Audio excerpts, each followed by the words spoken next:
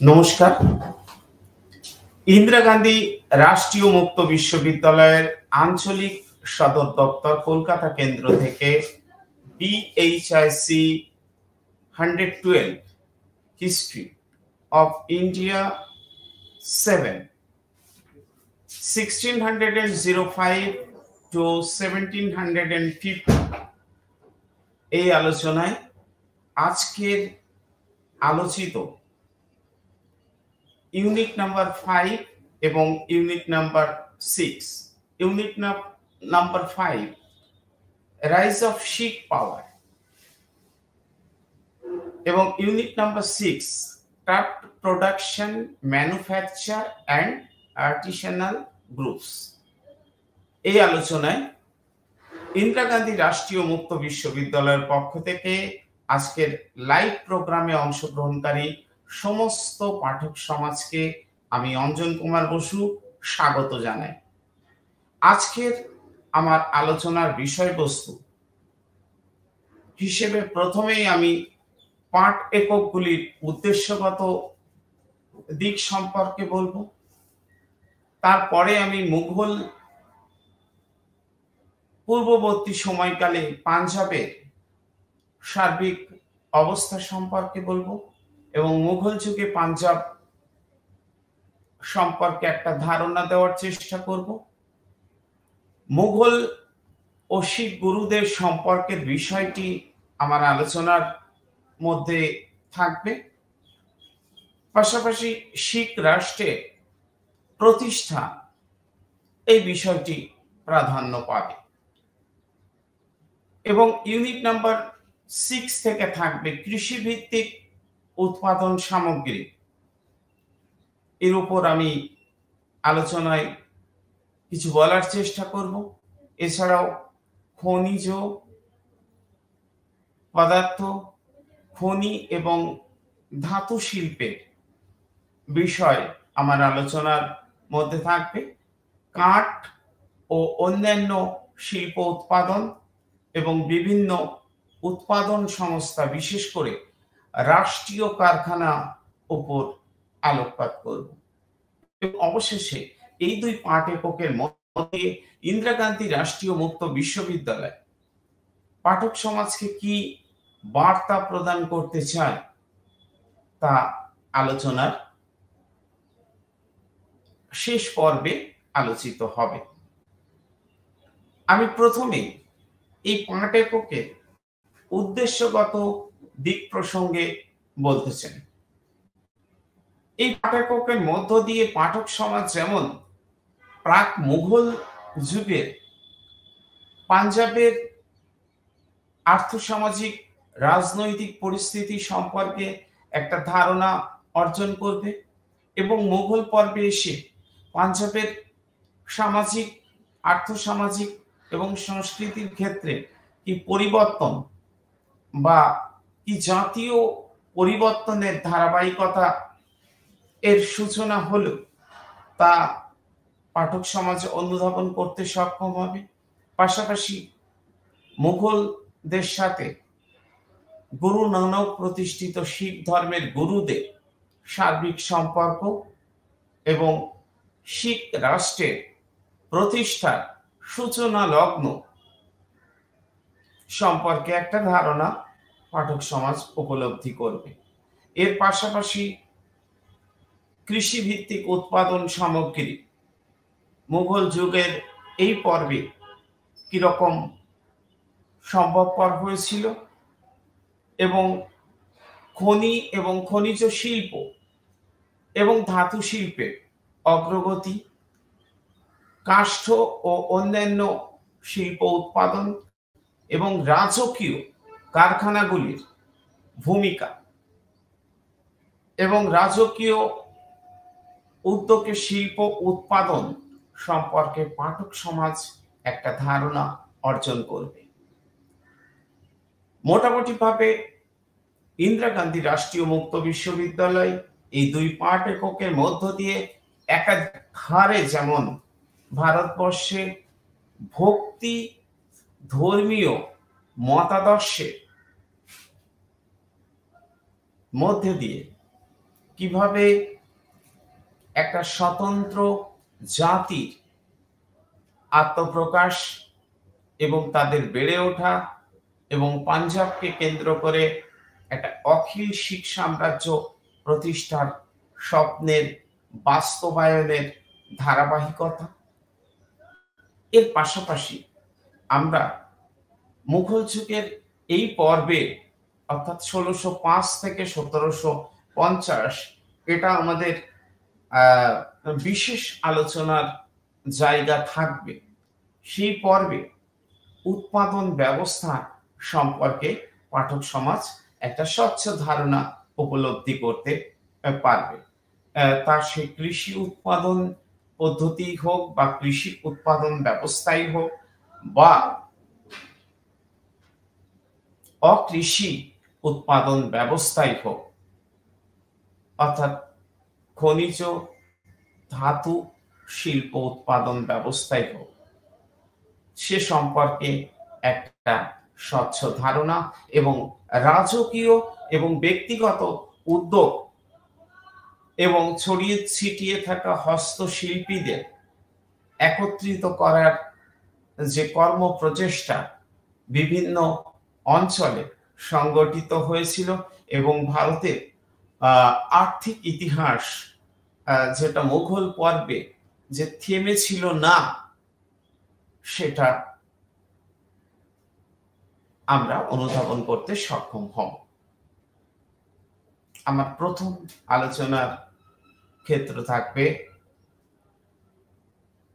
মুঘল পূর্ববর্তী পাঞ্জাব।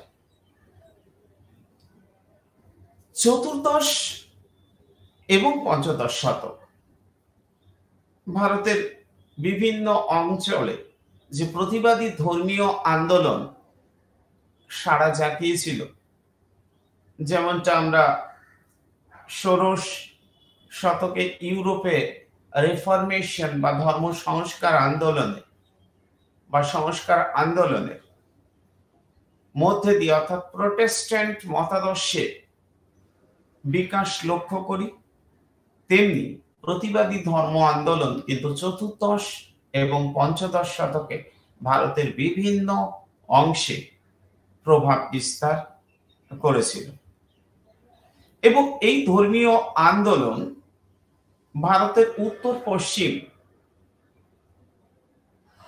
অংশ অর্থাৎ ভৌগোলিক দিক দিয়ে পাঞ্জাব সিন্ধু এই অংশ, সেই অংশকেও কিন্তু প্রভাবিত করেছিল। পাঠক সমাজকে আমি বলতে চাই, ভৌগোলিক ও রাজনৈতিক পরিস্থিতির দিকে যদি আমরা পাঞ্জাবের জন্য বিবেচিত বা বিবেচনা করে থাকি, তাহলে আমরা দেখতে পাব যে এখানে বিভিন্ন সময় পর্বে আমরা কিন্তু দেখতে পাচ্ছি যারাই স্থলপথে পৃথিবীর অন্য প্রান্তর থেকে ভারতবর্ষে এসেছিল, তা সে তুর্কি হোক, আফগান শাসকরাই হোক এবং পরবর্তী পর্বে মুঘল শাসকরাই হোক, তারা কিন্তু এই অংশের মধ্যে দিয়ে এসেছিল। ফলে এই রাজনৈতিক ও ভৌগোলিক যে অবস্থান, তা কিন্তু পাঞ্জাবে একটা স্বতন্ত্র আইডেন্টিটি বা আমরা বলতে পারি শিখ জাতির অভ্যুত্থানের ক্ষেত্রে কার্যত প্রাসঙ্গিক হয়ে দাঁড়িয়েছিল এবং গুরু নানক যখন 1459 সাল, মাফ করবেন 1469 সালে তিনি শিখ ধর্মের যে প্রচার শুরু করেন। তার 500 বছর পূর্ববর্তী সময় থেকে তার সময় পর্যন্ত পাঞ্জাবে 70 বারের বেশি মুসলিম আক্রমণ সংগঠিত হয়েছিল। এই আক্রমণের ফল কিন্তু পাঞ্জাবের রাজনৈতিক সাংস্কৃতিক ক্ষেত্রে একটা ভিন্ন মাত্রা যোগ করেছিল। ফলে সাংস্কৃতিক সমন্বয় এবং অমুসলিমদের উপর নানান ধরনের দমন পীড়ন, এইরকম একটা পর্বের মধ্যে দিয়ে পাঞ্জাবকে যেতে হয়েছিল। ফলে সাংস্কৃতিক সমন্বয় যেমন সংগঠিত হয়েছিল, তেমনি এই অংশের মানুষের, অর্থাৎ জাট সম্প্রদায়ের মানুষ, জাট কৃষক সম্প্রদায়ের মানুষ এই অংশে বেশি বসবাস করত। তারা কিন্তু ক্রমে কঠোর পরিশ্রমী, সাহসী জাতিতে পরিণত হয়েছিল এবং অনেক প্রতিকূলতার মধ্য দিয়ে যেহেতু তাদের যেতে হয়েছিল, তারা কিন্তু অনেক ধরনের রীতিনীতি দ্বারা অভ্যস্ত হয়েছিল। ফলে অনেক প্রচলিত হিন্দু সাংস্কৃতিক ঐতিহ্য তারা পরিহার করতে বাধ্য হয়েছিল। শিখ ধর্মের প্রচারক গুরু নানক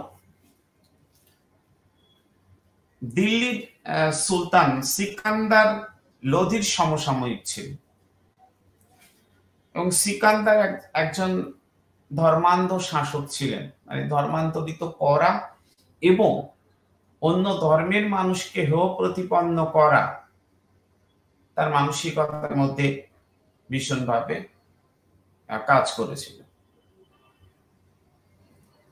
ফলে অমুসলিম প্রজাদের উপর নানান প্রকার বৈষম্যমূলক আইনও তিনি চাপিয়ে দেন। তার অত্যাচার, দুর্নীতি, শাসন গুরু নানককে ভীষণভাবে ব্যথিত করেছিল। নানকের ধর্মমত সম্পর্কে বিভিন্ন পণ্ডিত বিভিন্ন ব্যাখ্যা দিয়ে থাকেন এবং অনেকেই বলতে চান যে হিন্দু মুসলিমদের মধ্যে তিনি পার্থক্য স্বীকার করতেন না। তিনি বলেন, কেউ হিন্দু বা কেউ মুসলমান নয়, সকলেই মানুষ এবং ঈশ্বরের সন্তান। যাক, সে বিষয় আলোচনা আমি আজকের আলোচনার মধ্যে আনতে চাই না। তবে সার্বিকভাবে মুঘলদের আগমনের পূর্বে কিন্তু পাঞ্জাবের সার্বিক পরিস্থিতি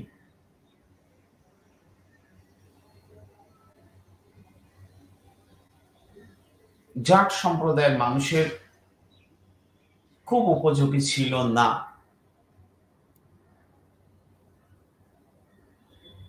তুর্কি, আফগান এবং শেষ পর্বে এসে যখন মুঘল শাসকরা আসলেন, সেই সময় থেকে পাঞ্জাবে কার্যত শিখ ধর্মে প্রতিষ্ঠা সম্ভবপর হয়ে উঠল এবং এক্ষেত্রে গুরু নানকের মৃত্যুর পর শিখ সম্প্রদায়ের প্রধান গুরু আখ্যায় ভূষিত হলেন। গুরু নানক তার মৃত্যুর আগে তার শিষ্য লেহনাকে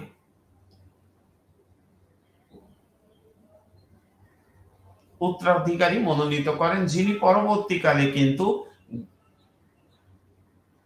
গুরু অঙ্গদ নাম নিয়ে গুরুপদে বসেছিলেন 1538 থেকে 1552,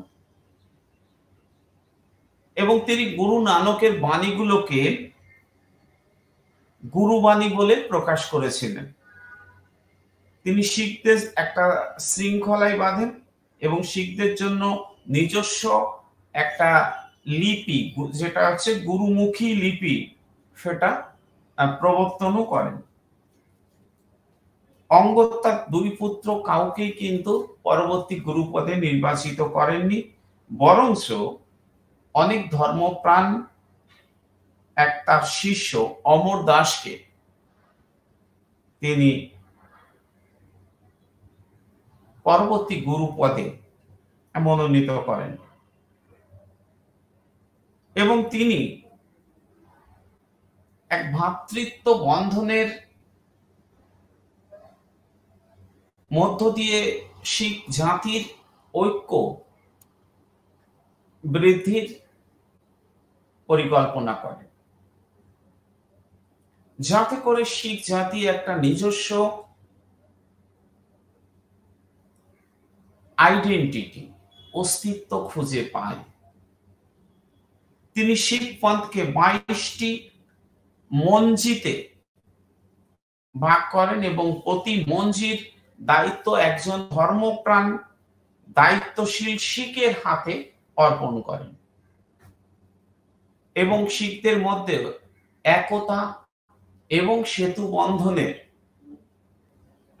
জন্য স্বেচ্ছা দানের ভিত্তিতে বিনামূল্যে লঙ্গর থেকে খিচুড়ি বিতরণও শুরু করেন। তিনি লঙ্গর ব্যবস্থার সংস্কার করার ফলে শিখ জাতির ঐক্য আরো বৃদ্ধি পায়। তিনি শিখদের সুরাপান নিষিদ্ধ করেন। গুরু অমরদাসের সংগঠনই প্রতিভা কিন্তু শিখ গুরু অমরদাসকে একটা অন্য মাত্রায় প্রতিষ্ঠিত করে। এর পরবর্তীতে অমরদাসের জামাতা রামদাস গুরুপদে বসেন, এবং তিনি শিখ ধর্মের প্রধান কেন্দ্র অমৃতসর অর্থাৎ অমৃত সরোবর খনন করেন। সম্রাট আকবর এই সরোবরের জমি দান করেছিলেন।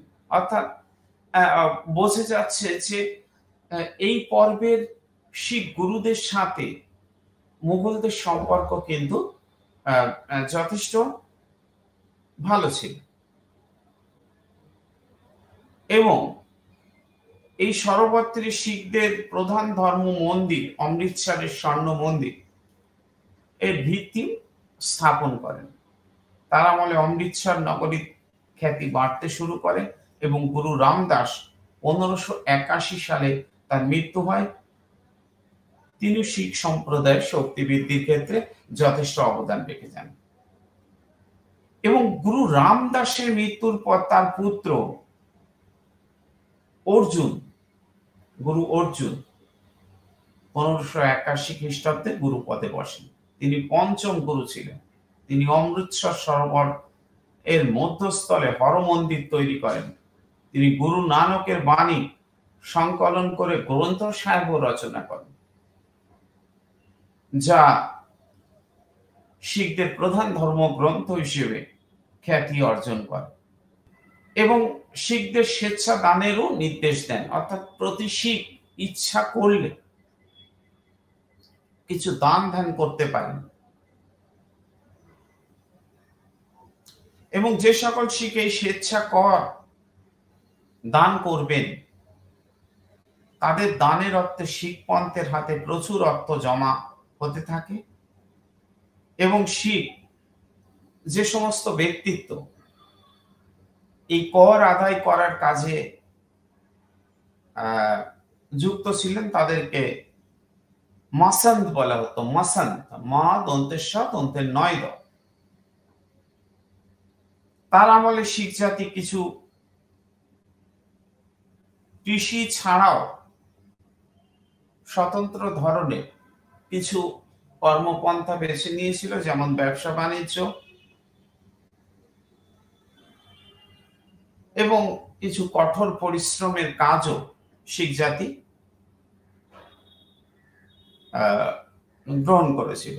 গুরু অর্জুনের পূর্ব পর্যন্ত শিখ পন্থের সাথে ইসলাম ধর্ম বা মুঘল শক্তির কোনো সংঘাত কিন্তু কার্যত ছিল না, বরং উভয়ের মধ্যে শ্রদ্ধা ও আস্থার সম্পর্ক ছিল। কিন্তু গুরু অর্জুনের সময় থেকে সমঝোতাটা ধীরে ধীরে নষ্ট হয়। এক্ষেত্রে আমি বলবো যে জাহাঙ্গীর এবং শাহজাহান উভয়ের রাজত্বকালে কম বেশি শিখদের সাথে গুরুদের সম্পর্কে টানাপোড়েন আমরা লক্ষ্য করি। জাহাঙ্গীর শিখ জাতির শৃঙ্খলা ও সংগঠন থেকে অসন্তুষ্ট ছিলেন। তিনি এই অজুহাতে অর্জুনকে দরবারেও ডেকে পাঠিয়েছিলেন এবং তাকে কয়েক লক্ষ টাকা অর্থদণ্ডে দণ্ডিত করেছিলেন।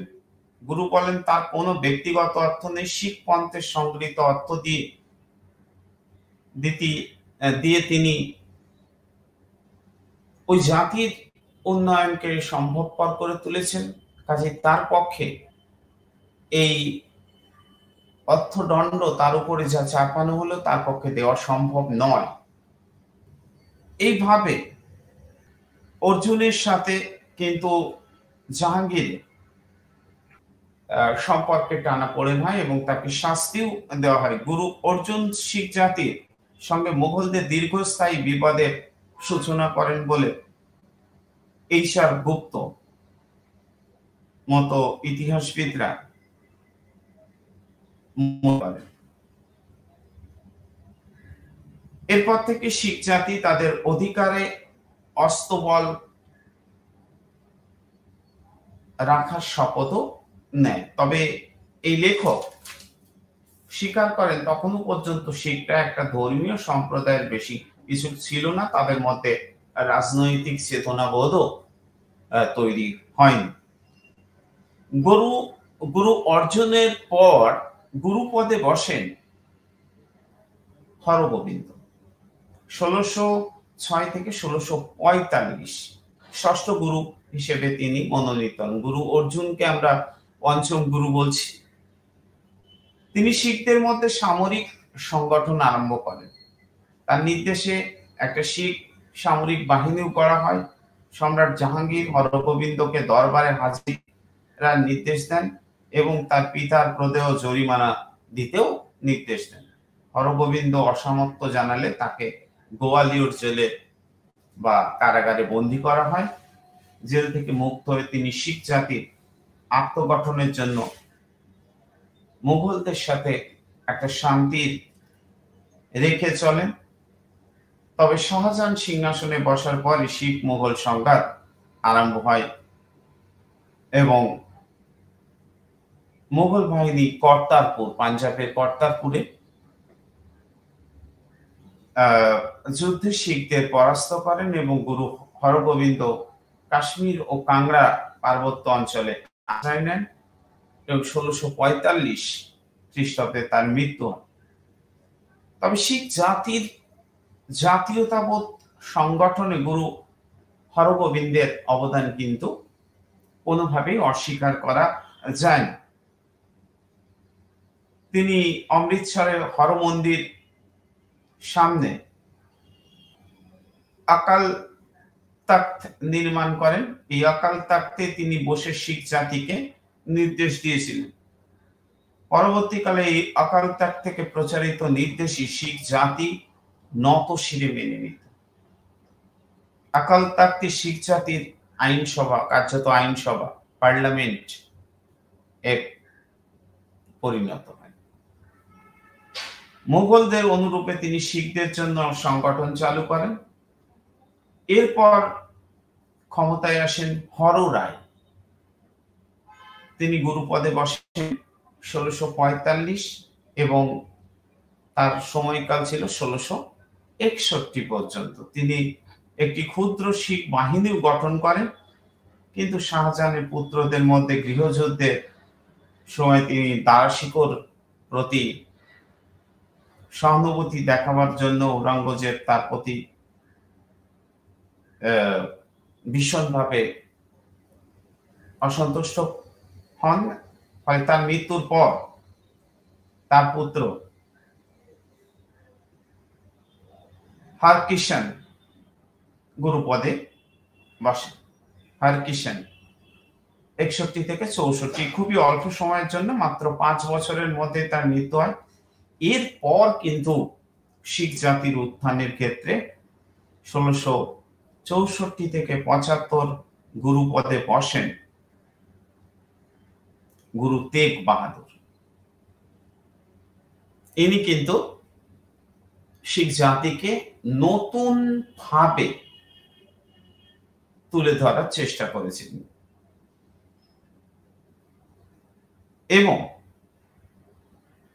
এবং তিনি শিখ জাতিকে মজবুত করার উদ্দেশ্যে অম্বরের রানা রাম সিংহের সঙ্গে যোগ দিয়ে তিনি আসাম অভিযানে অংশ নেন। তিনি ঔরঙ্গজেবের ধর্মান্ধ নীতি ও জিজিয়া কর এর বিরুদ্ধেও প্ররোচনা দেন শিখ জাতিকে। ঔরঙ্গজেব ভারতে ইসলামের যে একাধিপত্য প্রতিষ্ঠার উদ্যোগ নিচ্ছেন, এমন সংকল্প বিরুদ্ধে তিনি সোচ্চারী হয়েছেন। তেগ বাহাদুরের নেতৃত্বে শিখদের একটা স্বাধীন চেতনা ও রাজনৈতিক উচ্চাকাঙ্ক্ষা লক্ষ্য করা যায়। তিনি কাশ্মীর পণ্ডিতদের বিদ্রোহের পরামর্শ দিচ্ছিলেন এই সময়। হিন্দু মুসলমান শিখ ধর্মগ্রহণে উৎসাহ দিচ্ছিলেন। এই অভিযোগে কিন্তু ঔরঙ্গজেব তাকে প্রাণদণ্ডেও দণ্ডিত করেন। গুরু নিজ শির বা মস্তক দিলেন, কিন্তু নিজের ধর্ম অর্থাৎ শিখ ধর্মকে কখনো মাথা নত হতে দেননি। অর্থাৎ ধর্মীয় যে রীতিনীতি তাকে তিনি ত্যাগ করেননি, তার বিনিময়ে নিজের প্রাণ তিনি বিসর্জন দিয়েছেন। এইভাবে গুরু তেগ বাহাদুর শিখ জাতির ধর্ম রক্ষার জন্য নব বলে বলিয়ান এক জাতি পাঞ্জাব ও সংলগ্ন অঞ্চলে গড়ে তোলার উদ্যোগ নিয়েছিলেন এবং তেগ বাহাদুরের হত্যার পর তার পুত্র গোবিন্দ সিংহ গুরুপদে বসেন। পুত্র গুরু গোবিন্দ সিং 1675 থেকে 1708, অর্থাৎ ঔরঙ্গজেবের মৃত্যু 1707, তারপরেও তিনি বেঁচে ছিলেন। গুরু তেগ বাহাদুরের শোচনীয় মৃত্যু গুরু গোবিন্দ সিং তার পুত্র কিন্তু মনে প্রাণে মেনে নেননি। ফলে স্বাভাবিকভাবে তিনি শিখ জাতিকে দৃঢ়ভাবে প্রতিষ্ঠিত করার বিষয়ে উদ্যোগী হন। এখানে মনে রাখতে হবে, শিখ জাতি এক দৃঢ় সংকল্পের মধ্য দিয়ে গুরু গোবিন্দ সিং এর হাত ধরে এগিয়ে চলার শপথ গ্রহণ করে। তিনি শিখ পন্থকে নতুন করে সংগঠিত করেন। শিখ জাতির এক বিরাট সম্মেলন ডেকে গুরু গোবিন্দ 5 জন শিখকে মনোনীত করেন। তাদের নাম হয় পাঞ্চ পিহারে। এই 5 শিখ নেতা তাদের ধর্ম রক্ষার জন্য জীবন দানের প্রতিশ্রুতি দেন।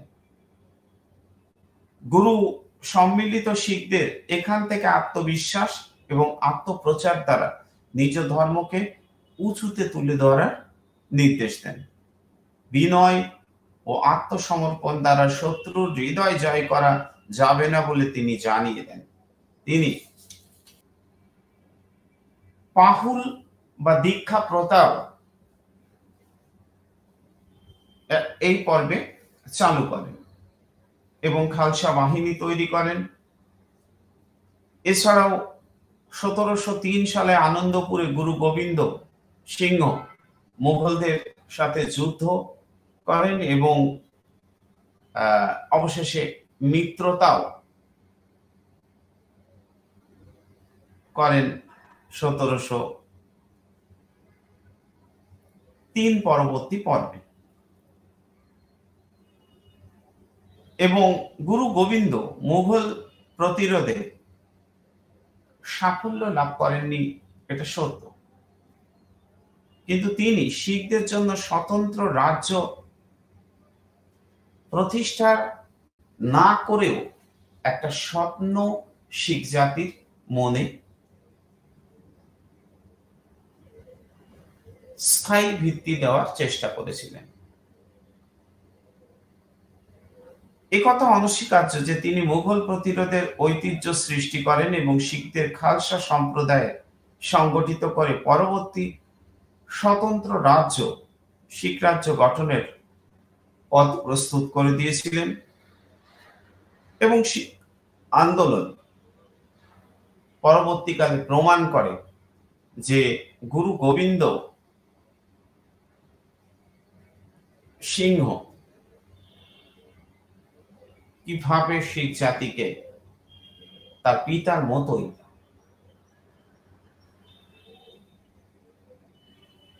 একটা সংগঠিত রূপ দিয়েছিলেন। যাই হোক, গুরু গোবিন্দ সিং এর হত্যা হয় 1708 সালে। মুঘলদের সঙ্গে শিখ পন্থের শান্তি স্থাপনের সম্ভাবনা এই পর্বে দূর হয়। যদিও গোবিন্দের পর তার কেউ গুরু পদে ছিল না, কিন্তু বারবার খালসা ও শিখ পন্থ শিখ জাতির সামরিক শক্তি মুঘলদের বিরুদ্ধে প্রতিরোধে ধরে রাখার একটা ক্ষেত্র তৈরি করে। বান্দা নামে এক শিখ নেতার নেতৃত্বে শিখ জাতি সংঘবদ্ধ হয়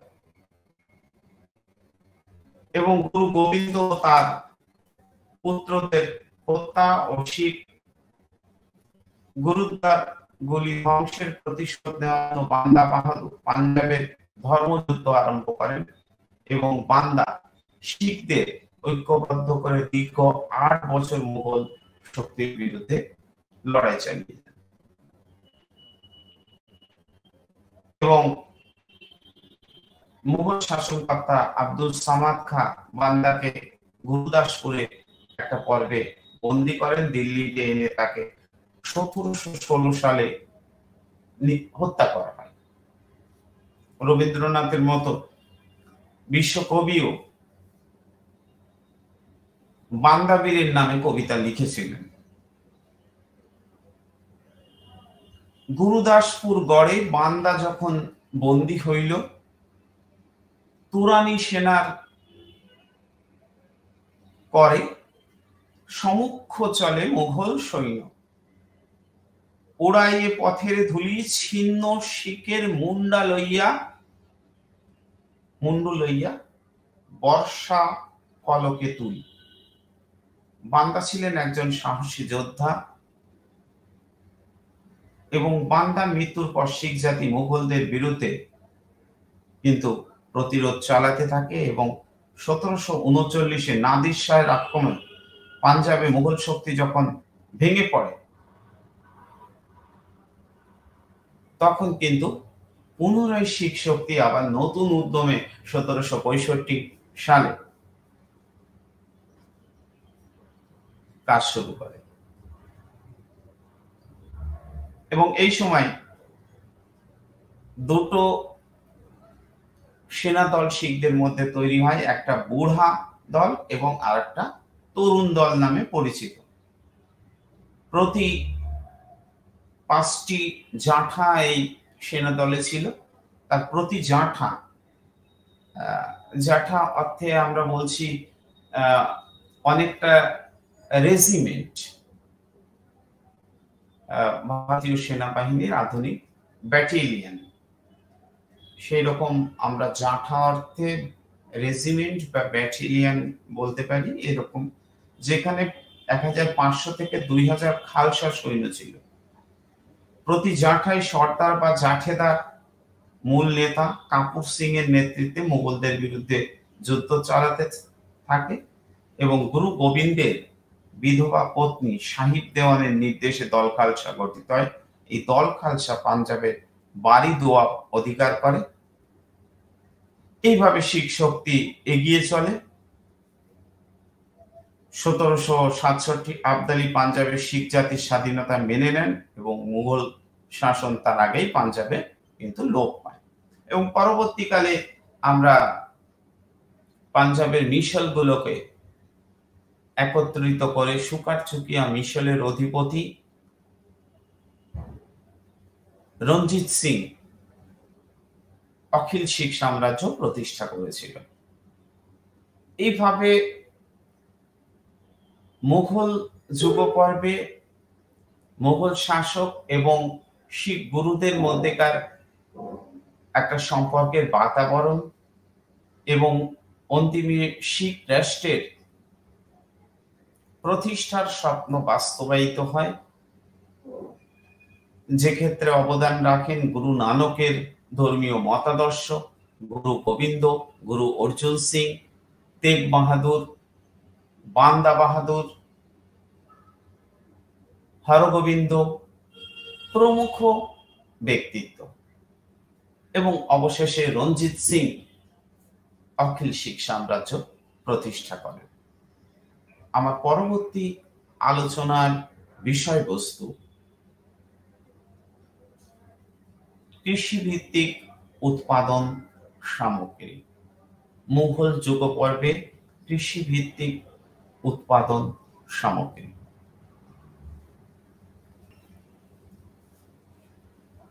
বা agricultural production and agricultural industry. আমরা যেমন মুঘল যুগের এই পর্বে ইউনিট নাম্বার 6 এ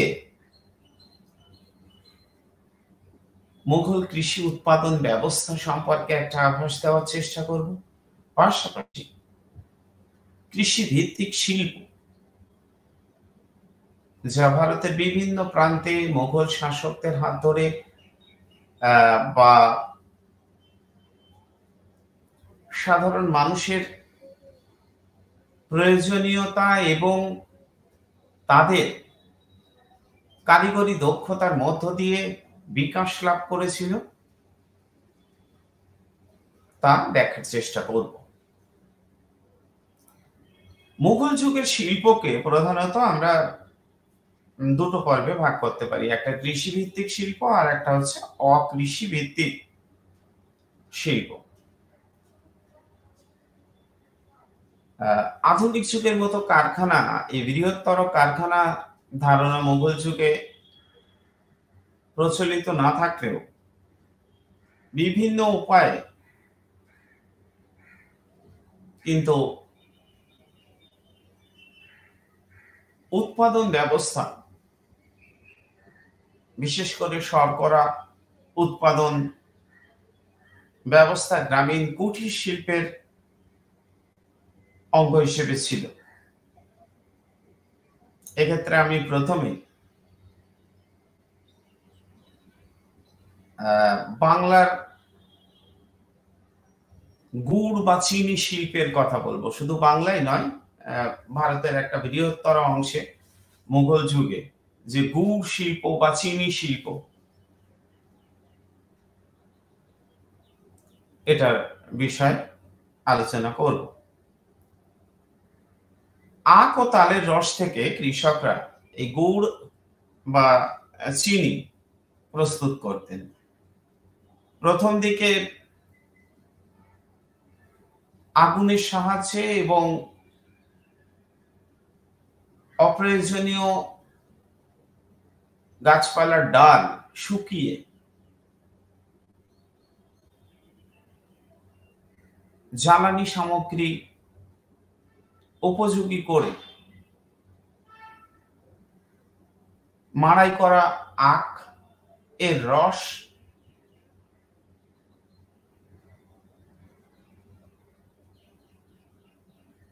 আগুনে জাল দিয়ে পরে বলদে টানা কাঠের বা লোহার রোলার দিয়ে চিনি প্রস্তুত করা হতো।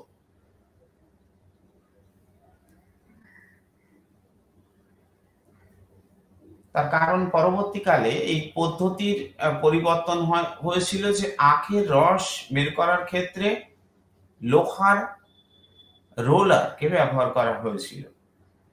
অতি অল্প সময়ে অনেক বেশি পরিমাণ নিখুঁতভাবে আখ থেকে রস বের করা যেত। আবুল ফজল এইরকম 5 ধরনের চিনির তালিকা দিয়েছেন। বাংলা, উড়িষ্যা, আগ্রা, মুলতান, গুজরাট চিনি তৈরির জন্য বিখ্যাত ছিল। পর্যটকরাও বাংলার প্রস্তুত লাল ও সাদা চিনির প্রশংসা করেছেন। বার্নিয়ের তথ্য, বাংলার চিনি গোলকুন্ডা ও কর্ণাটকে রপ্তানি হতো। মক্কা ও বসরা দিয়ে আরব, মেসোপটেমিয়া ও বন্দর আব্বাস হয়ে পারস্য পর্যন্ত চলে যেত। এবং সপ্তদশ শতকে ইংরেজ ও ডাচ ব্যবসায়ীদের আগমন ও ইউরোপে চীনের নতুন বাজারের সম্ভাবনায় বাংলা চিনি উৎপাদন বৃদ্ধি পেয়েছিল বলেও অধ্যাপক জগদীশ নারায়ণ সরকার উল্লেখ করেছেন। সুরাট থেকে ইংরেজরাও ইংল্যান্ডে চিনি রপ্তানি করত। অষ্টাদশ শতকের মাঝামাঝি থেকে মিষ্টান্ন ব্যবসা ও বহু মানুষ তাদের জীবিকা হিসেবে বেছে নিয়েছিল। স্বাভাবিকভাবেই পাঠক সমাজে বুঝতে অসুবিধা হচ্ছে না যে মুঘল যুগের এই পর্বে গুড় বা চিনি শিল্প যথেষ্ট সমৃদ্ধি অর্জন করেছিল। এই পর্বের শিল্পের মধ্যে, কৃষিজাত শিল্পের মধ্যে দেখুন, ধান উৎপাদন, গম উৎপাদন বা রবি শস্য চাষ, ডাল এবং তৈল বীজ, বিশেষ করে সর্ষে, তিল, এগুলি উৎপাদন খুব খ্যাতি অর্জন করেছিল এবং ভারতের জনগণের প্রয়োজনীয়তাকে সামনে রেখে এগুলিকে উৎপাদনও করা হয়েছিল। কিন্তু চিনি বা গুড় শিল্প ভারতবর্ষের বাইরেও ভারত থেকে রপ্তানি করা হয়েছিল। তেমনি কৃষি ভিত্তিক উৎপাদন সামগ্রীর মধ্যে নীলের কথা বলতে হয়। মুঘল যুগে নীল উৎপাদন খুবই জনপ্রিয়তা পেয়েছিল। নীলের শিল্প ছিল লাভজনক এবং এটা ব্যাপক অংশে বিস্তৃত হয়েছিল। গোড়ার দিকে নীলের চাষ হতো আগ্রা ও গুজরাটের সরখেজ অঞ্চলে। পরবর্তীকালে অবশ্য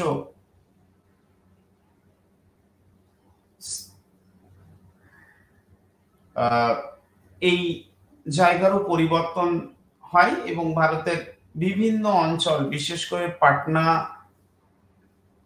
বাংলা নীল উৎপাদন বিস্তার লাভ করে এবং নীলের চাহিদা ব্যাপকভাবে বৃদ্ধির সঙ্গে সঙ্গে বিহারের এবং বাংলার ব্যাপকভাবে নীল চাষ শুরু হয়। তবে নীলের শ্রেষ্ঠ উৎপাদন যদি স্থান আমরা বিবেচনা করি তাহলে বিয়ানা অঞ্চল, আগ্রার সন্নিকটস্থ অঞ্চল বিয়ানা, সেখানে উৎকৃষ্ট মানের নীল উৎপাদন হতো। নীল থেকে কাপড়ের রং তৈরি হতো। প্রধানত কাপড়ের রং অথবা ফর্সা করতে এর প্রয়োজন হতো। কাপড় তৈরির কেন্দ্রগুলো বিশেষত আগ্রা, মছলিপট্টনম, ঢাকা, কাশিমবাজার, আহমেদাবাদ ইত্যাদি জায়গায় গড়ে উঠেছিল। নীল প্রস্তুত করা হতো দুটো পদ্ধতিতে, একটা হচ্ছে ভেজা পাতা এবং শুকনো পাতা পদ্ধতির মাধ্যমে। এবং নীলের ব্যবসা এবং উৎপাদন এই দুই একটা লাভজনক ক্ষেত্র হিসেবে গণ্য হয়েছিল। সেই কারণে ইউরোপীয়রা পরবর্তীকালে নীল রপ্তানি এবং নীল উৎপাদনের উপর জোর দিয়েছিল। নীলকর সাহিত্যের কীর্তি কাহিনী আমরা খুব ভালো করে অনুধাবন করতে পারব দীনবন্ধু মিত্রের লেখা নীল দর্পণ নাটকের মধ্য দিয়ে। যাই হোক, কৃষিভিত্তিক কুটির শিল্পের মধ্যে তৈল, তামাক, আফিম ও মদ উৎপাদনও তৈরি ছিল। গুজরাট, মহীশূর, উড়িষ্যা, বাংলা, গোলকোন্ডা তেল উৎপাদনের জন্য বিশেষ খ্যাতি অর্জন করেছিল। উড়িষ্যা এবং মেদিনীপুর গন্ধ বা সুগন্ধি তেলের জন্য বিখ্যাত ছিল। এছাড়া তামাক, আফিম এবং কফির চাষ হতো দক্ষিণ ভারতের একটা বিস্তৃত অংশে। মালব, বেরাক, সাজিপুর, খান্দেশ, বারাণসী, রাজপুতনা, বাংলা ও বিহারে আফিম তৈরি হতো। এইভাবে মুঘল যুগে পেগু, জাভা, মালয়, চীন, পারস্য ও আরবে ভারতীয় আফিম রপ্তানিও হতো।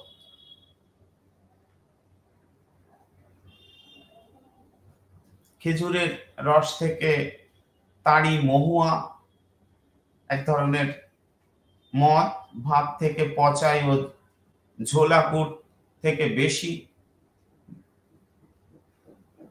নেশাগ্রস্ত দেশি মদ তৈরি করা হতো। বেশি নেশা হয় সেই রকম দেশীয় মদ তৈরি করা হতো। সুরাপানের উপর বিশেষ নিষেধাজ্ঞা থাকলেও প্রচুর মানুষ এই সুরাপান করতো। এই জন্য সুরা শিল্প বেশ লাভজনক হয়ে উঠেছিল এই পর্বে। এছাড়াও কৃষি উৎপাদনের ক্ষেত্রে বস্ত্র বয়ন শিল্প বা কার্পাস উৎপাদনের কথা বলতেই হয়। মধ্যযুগের ভারতের একটি অতি উন্নত সবচেয়ে বড় শিল্প ছিল তুলা, রেশম এবং পশম। এই তিন বস্তু থেকে বস্ত্র বোনা হতো। সাধারণ কাপড় বোনা হতো, তাঁতিদের নাম ছিল জোলা।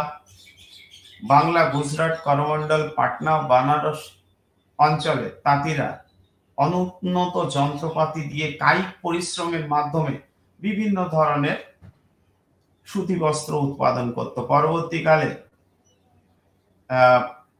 পাটনায় উৎপাদিত বস্ত্র তালিকার মধ্যে আমরা মলমল, ক্যালিকো, বাপ্তা, চিন্টোজ,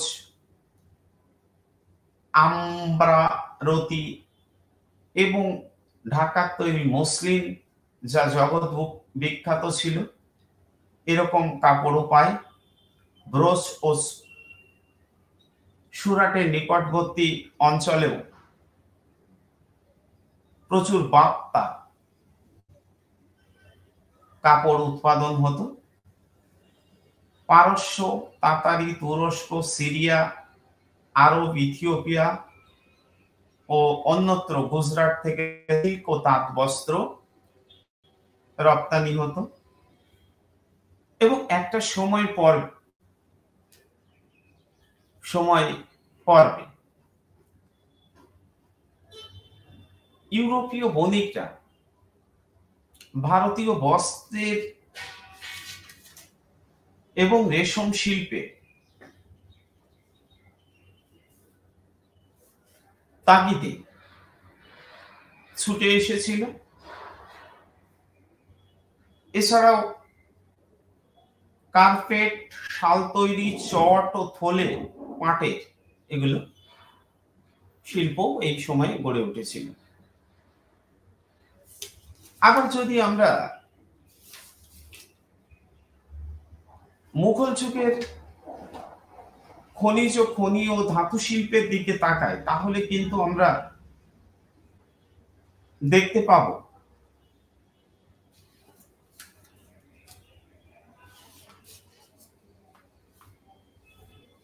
অকৃষিজাত এই শিল্পের মধ্যে লোহা তামা নির্মিত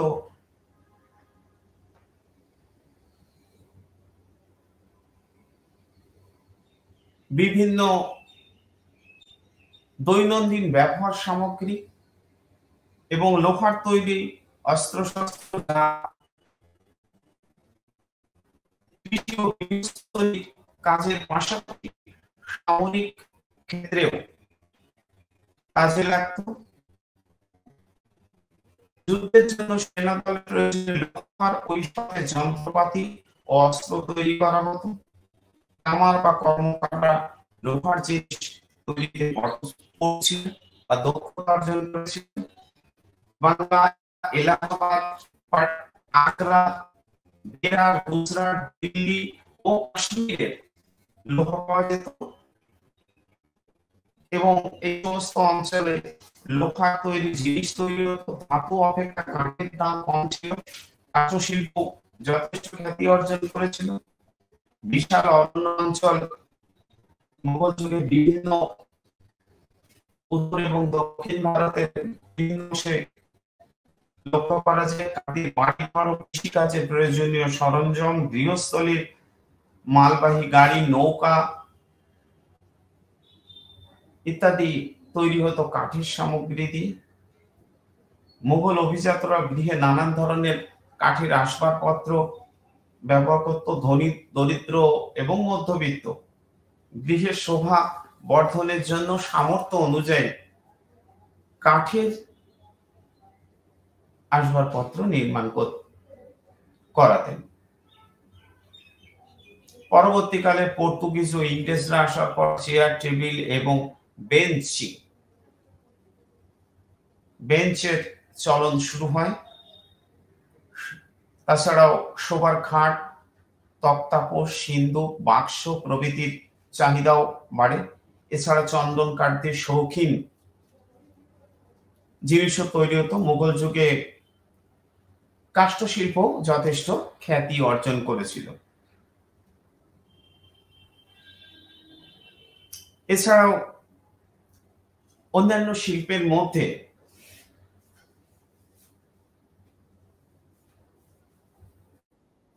আমরা লক্ষ্য করি চর্মশিল্প। মুলতানে এটা বিশেষ খ্যাতি অর্জন করেছিল।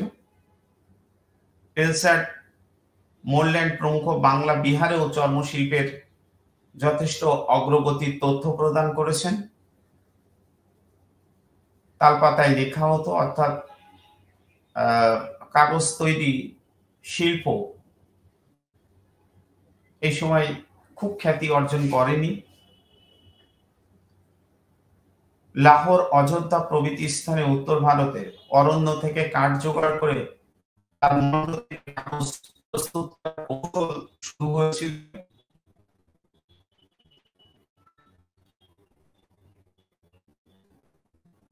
ধাতুর পাত্রের দাম বেশি হয়। মৃৎ পাত্রেরও ব্যাপক প্রচলন ছিল, অর্থাৎ মৃৎ শিল্প যেটা ভারতের চিরাচরিত শিল্পের মধ্যে পড়ে, সেই শিল্প যথেষ্ট খ্যাতি অর্জন করেছে। খনিজ শিল্প বর্ধিষ্ণু ছিল।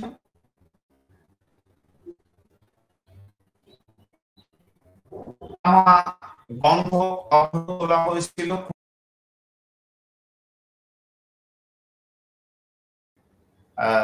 ব্যাপক প্রচলন ছিল, অর্থাৎ শ্বেত পাথরের যে ব্যাপক প্রচলন ছিল বা প্রচলন ঘটেছিল বলবো, তার চূড়ান্ত নিদর্শন হচ্ছে তাজমহল। মুঘল যুগে নির্মিত শিল্প সামগ্রী সম্পূর্ণ যে ব্যক্তিগত উদ্যোগ এর মধ্য দিয়েই সংগঠিত হয়েছিল তা কিন্তু নয়। রাজকীয় উদ্যোগ কেউ কখনো অস্বীকার করা যায় না। যেমন আকবরের আমলে আগ্রা, ফতেপুর সিক্রি, লাহোর, আহমেদাবাদ এবং অন্যান্য জায়গায় সরকারি কারখানা তৈরি হয়েছিল। শাহজাহান এবং ঔরঙ্গজেবের আমলেও দিল্লি, বুরহানপুর, ঔরঙ্গাবাদ, কাশ্মীরেও রাজকীয় কারখানা তৈরি হয়েছিল। আবুল ফজলের তথ্য থেকে আমরা এইরকম 100টির বেশি কারখানার অস্তিত্বের নিদর্শন পাই। জাহাঙ্গীরের রাজত্বকালে রাজকীয় কারখানায় অতি উচ্চ মানের মিশ্র ধাতুর অস্ত্র তৈরি হয়েছিল। শৌখিন ও মূল্যবান জিনিস তৈরি হতো শাহজাহানের রাজকীয় কারখানায়, যার উৎসাহদাতা ছিলেন স্বয়ং সম্রাট শাহজাহান।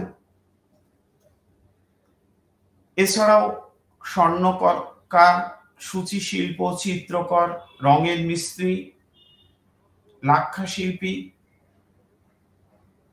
দর্জি, চামার, বর্ম প্রস্তুতকারকদের সংগঠন এবং তাদের কারিগরি দক্ষতার আভাস পাওয়া যায়। ভারতের বিভিন্ন অংশে বিভিন্ন খনি থেকে আকরিক লোহা, অভ্র, ম্যাঙ্গানিজ এর মতো ধাতু নিষ্কাশন করা হয়। এইভাবে মুঘল যুগের আর্থিক ব্যবস্থার ক্ষেত্রে কৃষি উৎপাদন এবং খনিজ শিল্প এবং বন্য প্রাকৃতিক কাষ্ঠ শিল্প পরস্পরের সাথে হাত ধরে এগোয় এবং জনগণের জীবিকার এক বড় ক্ষেত্র হয়ে ওঠে। ইন্দিরা গান্ধী রাষ্ট্রীয় মুক্ত বিশ্ববিদ্যালয় ইউনিট নাম্বার 6 এর মধ্য দিয়ে মুঘল যুগের উৎপাদন ব্যবস্থার ধারাবাহিকতা যে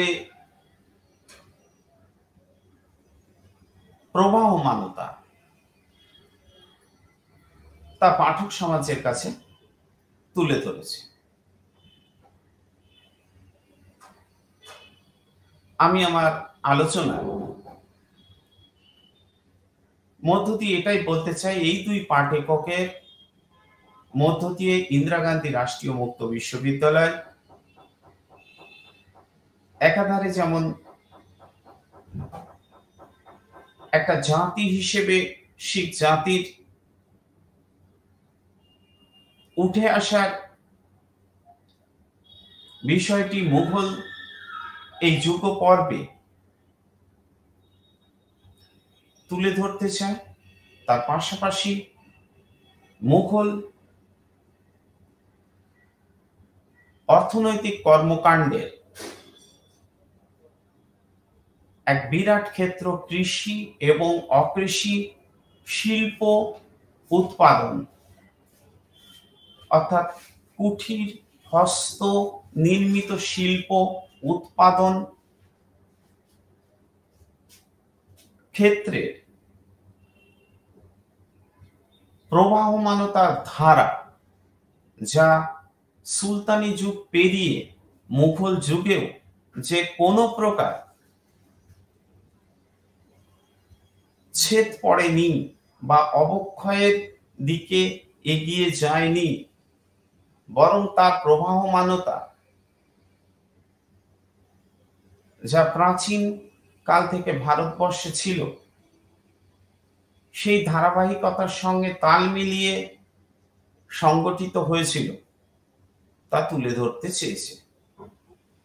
আপনারা স্টাডি মেটেরিয়ালস যা ইন্দিরা গান্ধী রাষ্ট্রীয় মুক্ত বিশ্ববিদ্যালয়ের পক্ষ থেকে পাঠক সমাজের জন্য প্রদান করা হয়েছে, তা ভালো করে পাঠ করবেন,